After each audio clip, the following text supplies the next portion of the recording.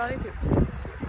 咁呢條鐵橋會有好多鎖喺度㗎，唔好見我個書包都帶咗個鎖喺度，不過我冇諗住鎖佢喺度啦。咁咧，我見到啲情侶喺度影相，好 sweet 嘅。我都係快啲走，行快兩步。我望一望我身後嗰條橋咧，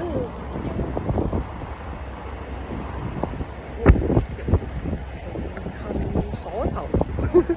咁呢條橋喺白蘭克福個萊茵河畔嗰邊嘅。